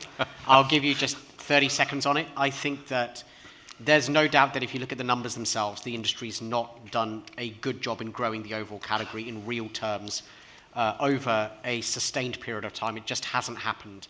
You could argue that the flip side of that is that demand has been very stable. In fact, there are very few raw material categories that have a more stable profile than natural diamonds, and that's pretty amazing considering people don't really need natural diamonds, right? So, on the one hand, what marketing has done is done a good job of protection, right? I think whether it's done a good job of creation of demand, I think is well up for debate. And I think my own view, it's a personal view, is that on both fronts, on both category marketing, I think, and on brand building marketing, there is space to do a better job and to be more cohesive and to make sure that as a diamond sector that you don't, I think, we don't just look at, let's say, a millennial generation. Gen Xers have tons of money. Car companies, for instance, have cashed in on Gen Xers like nobody else. I think that there are lots of different consumer groups that we can tap into, and there is potentially that 10x opportunity in the diamond sector, which potentially lab-grown diamonds are part of. So I think it's a mix of different things. Another question from the audience, please. Stefan. Yes, I'd like to come back to your excellent last comment, Stuart, about consumable versus luxury. In the retail space, as we are seeing introduction of LGDs, which you would say are consumables, and Lightbox is definitely the effort of Lightbox is to brand them as consumables, totally agree. How do you see this interaction at the retail space between the presence of consumables and luxury? And what will be the impact going forward?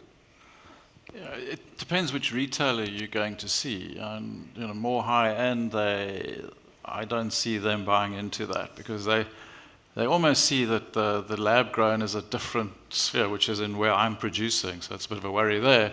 But the higher end is just saying that's not a product we're letting into our store because we're just going to halve our turnover. We can't afford the rental as it is now and doing that. So I think they are really thinking about the category marketing on that. I think I don't want to call it the bottom end, but in the end where all the consumers are sitting, we have got to work on the fact that consumables, it's like buying an iPhone. I think it's the biggest con out. I'm buying something that's going to break within 12 months, and I'm going to buy another one. It's irreplaceable. I've got 6 of them in my drawer. I'm not even interested in trying to resell them back to Apple and go through that whole process. And the battery of mine's running out now, and I charged it this morning. So I think the consumer is going to really, over the next, and Stephen said 5 years, but I think it's a little bit shorter than that. I think we're going to get a lot smarter over the ensuing period at differentiating the products, and I don't mean against lab grown, but against what are you spending your money on now to get those other consumer categories into our stores, be they for that. But I think the price curve is definitely going to help with that debate. Can I quickly take... So, in short, answers that question, but I think there might be other people who have that. Sure. I think luxury is getting redefined. I think if you look at how luxury has been defined 20 years ago, a decade ago, and today, today's consumer especially, the way they look at luxury is attainability, not only aspirations. People want to buy products and experience them.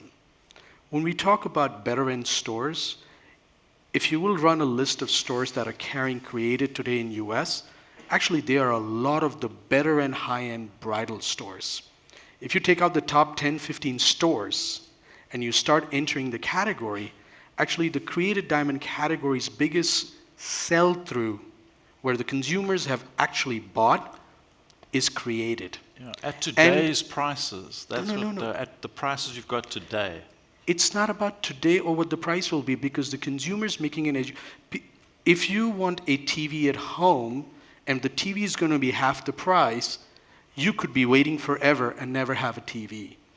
And when we talk about Apple, it's actually a very good example. Apple's first phone was $649. Right now, the new models run at over $1,000 because they knew how to create value. And walk the consumer up. Yeah. Technology does not commoditize. Selling it as a commodity does.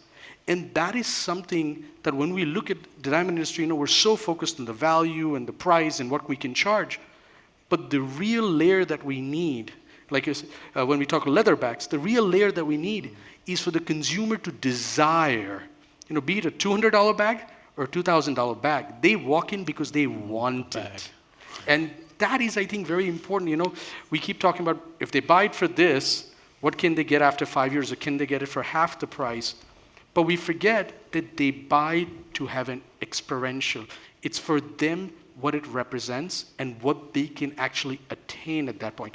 And this is the core reason Created went from 0 to where it is today, not in the fashion. It's really the fashion space of Created is very small. The Chinese goods that are coming, they're on their way, and that segment of the low-end marketplace where he is buying her a gift, she's buying him a gift, that is going to completely get changed. You'll have to see in the end. This is why I think we'll have to all come back in a few years and see. Absolutely. Because I think the challenge, the assumption you're making is that you can command 400%, 500%, 700% more than, for example, a Lightbox well-branded, well-marketed 1 carat, where Lightbox is making good profit on selling it. And I don't think you can do that. I think that the diamond consumer, when they're thinking about a piece of jewelry which the center stone is the principal value of it, that they think very hard about the value of that diamond in that piece. They don't just say, oh, it's a piece of jewelry, what's the price? I just know from my long experience that they will interrogate that. And you'll have to say, okay, you'll have to explain why at $800 a carat or $400 a half carat of top quality lab-grown diamond, the best quality, you can sell for 5 times that. That's your challenge. We shall see. Sure. We shall see. Time will tell. Just a very quick one. Like, in the interest of time, we can't take any more questions. I do want to give every panelist an opportunity just to make a minute of closing remarks. I think there are many topics we didn't cover today. My apologies. One topic, for example, which just came out tangentially in that, is does lab-grown technology create more avenues for product innovation, for instance? You know, that was something we didn't cover. Can you just offer a whole different category of products which then may or may not cannibalize natural, may be additive to natural? You know, we've seen entire rings made out of diamond, which I think is quite kind of an interesting development, and that potentially could be the tip of the iceberg. I just want to say we didn't discuss or debate that. There are other things that we didn't discuss as well in quite a lot of depth. I think that we're going to have to pause. I just want to quickly ask you that if you have any remarks that you want to make at this point, and you can, you know, keep to about a minute or so. Bill, maybe starting with you because you haven't said something for a while. That's probably the hardest challenge of the day. Keep it to a minute. 1 minute. Keep it to a minute. And go for it, Bill. Thank you. Again, it's very interesting to get a lot of the insight from industry players, understand their concerns, but also try to be hopeful and see a vision. When we invest, we're looking and hopeful that our portfolio companies outperform, do upset the markets, upset the incumbents. You asked before what some of the industries were. Some of them don't exist. I mean, does anybody remember Lucent or Nokia as producers of smart handsets? And yet they were producing telephones just 15 years ago. Nobody remembers that they do. So we've been investors in a company called Beyond Meat, where, to your point earlier, are people buying meat that's been manufactured from protein isolated from alfalfa? Yes, the answer is they do. And as investors, we've been very happy with its valuation. And again, we invest at a very early stage. We're early stage investors, so we look for companies that have not had the traction of a De Beers for hundreds of years. We look for companies that look to rock De Beers' boat a little bit. And we, yes, at some point, look to cannibalize in their, you know, to gain market share from those existing players. Stephen? Oh, that was more than a minute, wasn't it? Yeah, no, I'm trying to cut this. This is really hard for me. 1 minute. That's the hardest thing I've had to do all day. I think that we see these two product categories as offering, in the sustainable long term, forget today, the sustainable long term, two completely different value propositions, and they will segment in time. You know, the natural diamond is an inherently precious material that has a finite supply. They were made 1 billion years ago. We're not making any more, and that gives them an inherent preciousness. In the lab-grown business, we can make as many machines as we want. You just put a new machine in. We can make as much as we want, and we know that the cost is very low, and we expect that cost to decline significantly over time. And so we want to find ways that we use the advantages of that low cost and something different to create a market which is not competitive directly, but creates incremental jewelry business. Amish? Created diamonds today is an opportunity, not only at one level, but an opportunity almost to revive a part of this business. It's actually bringing in margins back into the system that will enable us to build brands.